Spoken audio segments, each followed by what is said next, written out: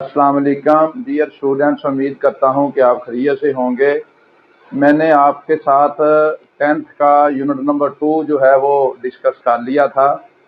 तो आज हम इस लेक्चर में हमने यूनिट नंबर जो है वो जो 3 वाला है इसको हमने स्टार्ट करना है।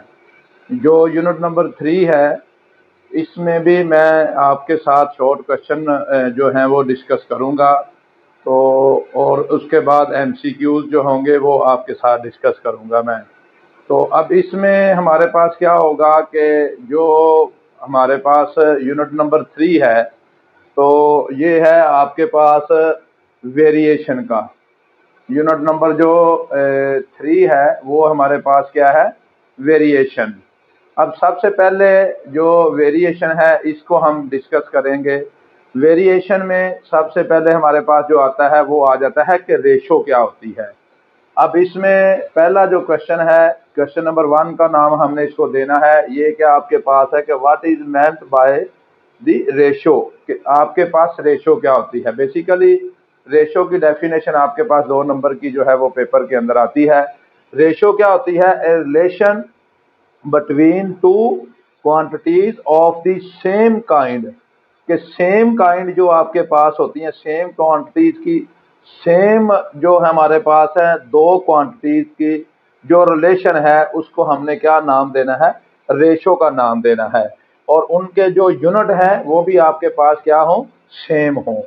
तो इसको हमने क्या नाम दे देना है, रेशो का नाम दे देना है। अब इसकी एग्जांपल क्या है, एग्जांपल है आपके पास कि अगर if A and B are two quantities of the same kind, कि आपके पास एक आपके पास क्या होगा A और दूसरा क्या आपके पास B, दो यानी कि ये A और B, ये दो जो है ये आपके पास क्या है, क्वांटिटीज है, सेम काइंड की क्वांटिटीज है। और B जो है ये 0 के बराबर नहीं है, B क्या आपके पास ये 0 के बराबर नहीं होगा।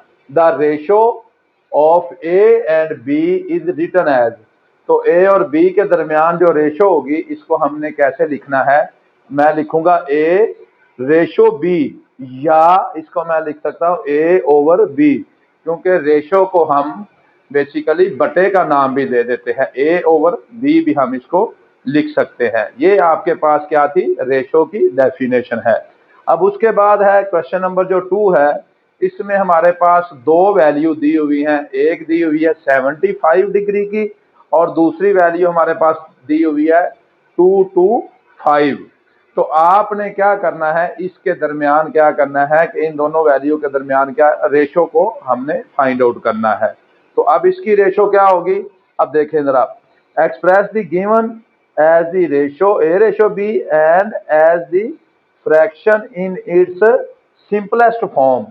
क्या इसको का हमने क्या करना है, सिंपलेस्ट फॉर्म के अंदर भी हमने लिखना है। अब 75,225 आपके पास है, तो अब इसको क्या करेंगे, सॉल्यूशन के अंदर क्या करना है कि हमने 75 डिग्री है, रेशो क्या किया है 225 है।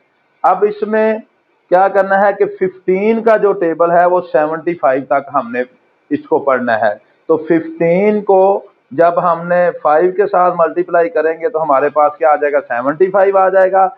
इसको भी करेंगे 4 5 आर 22, और ये वाला भी इधर से 2 कैरी होके ये 25 आ जाएगा। तो 5 को 5 के साथ जब मल्टीप्लाई करेंगे तो आपके पास ये आ जाएगा 25। दूसरे लफ्जों में मैं ये कह सकता हूं कि 75 को और 225 को मैंने 5 के ऊपर क्या कर दिया, दोनों वैल्यू को कैंसिल कर दिया है। अब इसी तरह ये भी आपके पास आ जाएगा कि 5 के ऊपर ये आ जाएगा, 3 को अगर 5 के साथ मल्टीप्लाई करेंगे तो 15 आ जाएगा, और इसी तरह 9 को 5 के साथ मल्टीप्लाई करेंगे तो 45 आ जाएगा। यानी कि ये दोनों भी हमने क्या करना है, सेम जो टेबल है उनके ऊपर मैंने इनको क्या किया है, कैंसिल कर दिया है। अब इसी तरह 3 1 आर 3 के ऊपर ये कैंसिल आ जाएगा और 3 3 आर 9 आपके पास आ जाएगा। तो इसका आंसर आपके पास क्या आ जाएगा कि 1:3 आपके पास इसका आंसर आ जाएगा। अब उसके बाद जो नेक्स्ट क्वेश्चन है आपके पास, क्वेश्चन नंबर 3, इसको भी आपने ध्यान से देखना है। क्वेश्चन नंबर 3 को, ये हमारे पास शॉर्ट क्वेश्चन पेपर में आता है। क्वेश्चन नंबर जो 3 है इसमें क्या करना है कि फाइंड ए की वैल्यू को हमने क्या करना है, फाइंड करना है।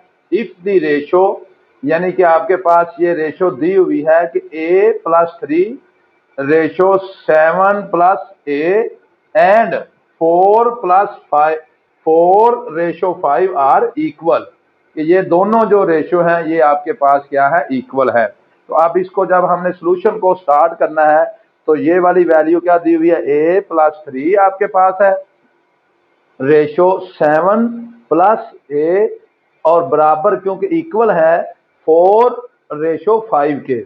अब मैंने अभी आपको पीछे बताया था कि रेशो का जो मतलब होता है ये आपके पास बटा होता है, इसको हम बटे में भी लिख सकते हैं कि a+3 बटा 7+a, इसको मैंने ओवर की फॉर्म में लिखा है, और 4:5 को मैंने 4/5 आपके पास ये लिख लिया है।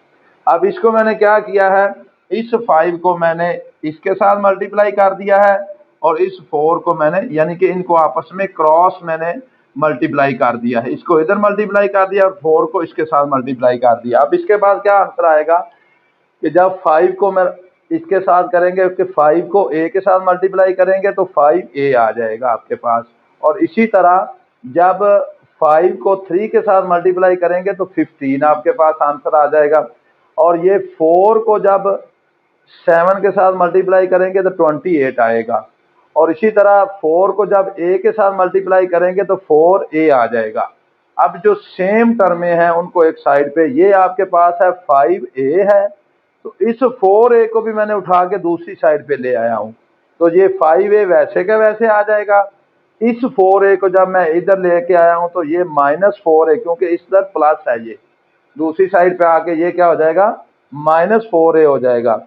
ये 28 पहले ही इधर मौजूद है, इक्वल की साइड पे है, और जब मैं 15 को दूसरी साइड पे लेके जाऊंगा तो ये 28 में से जब 15 को मैं माइनस करूंगा तो आपके पास जो आंसर आ जाएगा वो आ जाएगा 28 में से 15 को निकालेंगे तो 13 आंसर आपके पास आ जाएगा। ए की वैल्यू हमने फाइंड आउट करनी थी, और इसी तरह 5a में से जब मैं 4a निकालूंगा तो इधर 5 में से 4 निकालूंगा तो आपके पास a रह जाएगा।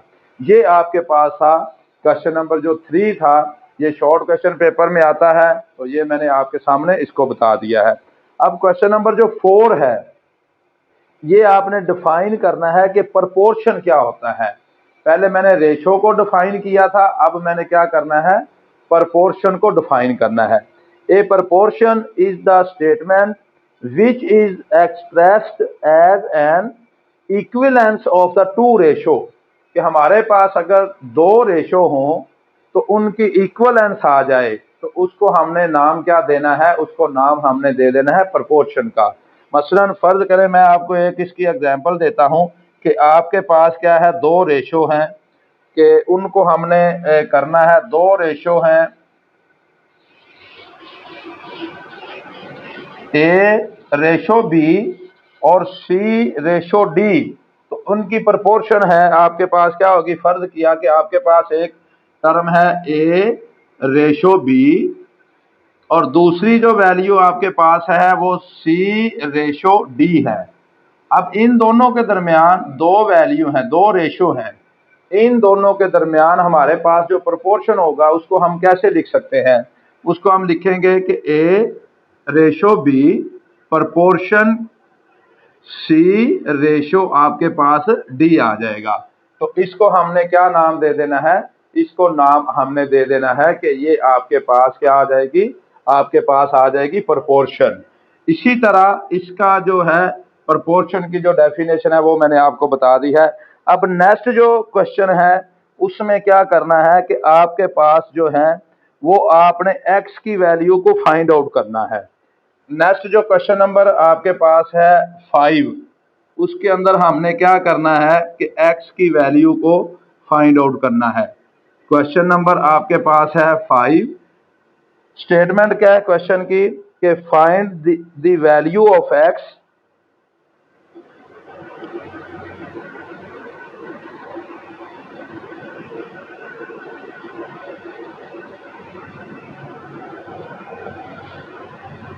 Find the value of x if आपके पास क्या है, टर्म वैल्यू लिखी हुई है 3x - 2 रेशो 4, प्रपोर्शन आपके पास आ जाएगा 2x + 3 रेशो 7। ये आपके पास है, इसको हमने क्या करना है, सोल्व करना है। अब हमारे पास क्या है, जब इसका हमने सॉल्यूशन को देखना है तो इसकी वैल्यू मैं लिखता हूं आपके पास सॉल्यूशन के अंदर, ये लिखूंगा मैं 3x - 2x रेशो 4, प्रपोर्शन क्या आ जाएगा 2x + 3 रेशो 7। अब इसमें सबसे पहले क्या करना है कि हमने देखना है कि product of the extreme value. अब एक होती है मीन वैल्यू और एक लफ्ज होता है एक्सट्रीम, दोनों वैल्यू होती क्या है। अब जब प्रोपोर्शन दरमियान में होती है कि ये जो एंड वाली एक, ये 3x - 2 और ये 7, ये आपके पास क्या होगी, एक्सट्रीम वैल्यू हैं दोनों। और ये अंदर वाली जो है यानी कि 4 और 2x + 3, ये आपके पास क्या आ जाएंगी, मीन वैल्यू आ जाएंगी। तो आपने क्या लिखना है इधर कि product of extreme value is equal to product of mean value. अब इसके बाद क्या आ जाएगी, आपके पास दोनों की आप क्या आ जाएगी, यानी कि आपके पास product of the extreme value और प्रोडक्ट ऑफ मीन वैल्यू, ये आपके पास आ जाएगी। अब इसको क्या करना है, एक्सट्रीम वैल्यू को हमने पहले मल्टीप्लाई करना है, फिर मीन वैल्यू को जब मल्टीप्लाई करेंगे तो इसके लिए आपके पास क्या आ जाएगा, इसको मैं आगे थोड़ा सा हल करके आपको बताता हूं।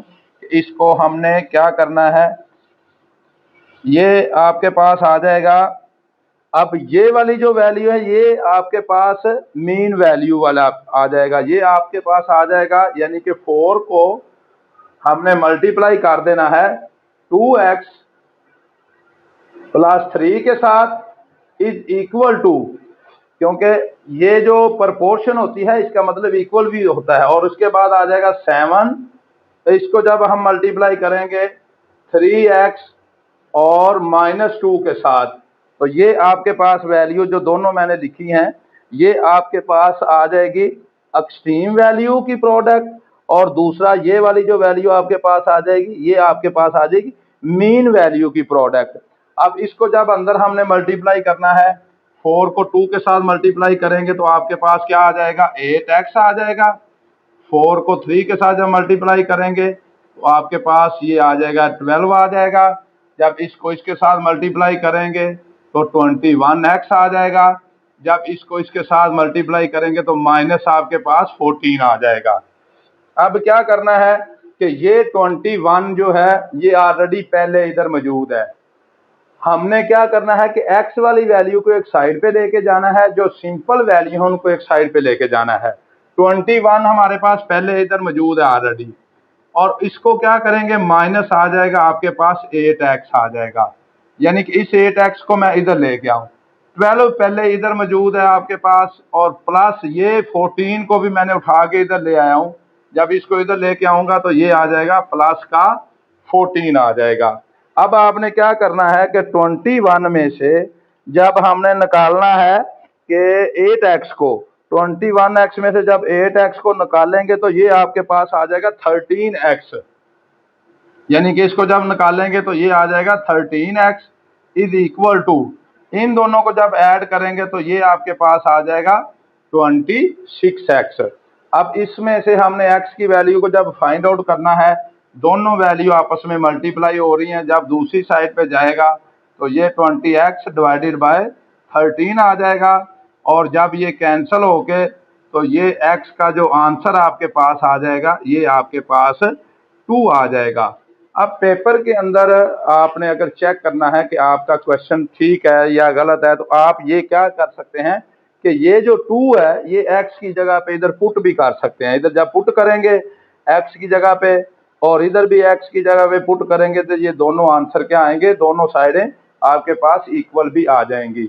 ये था क्वेश्चन नंबर जो 5 मैंने आपके साथ डिस्कस किया है। डियर स्टूडेंट्स, नेक्स्ट लेक्चर के लिए आपने मेरे चैनल को सब्सक्राइब करना नहीं भूलना। M.Ashraf Meher ऑफिशियल जो है वो मेरा यूट्यूब चैनल है।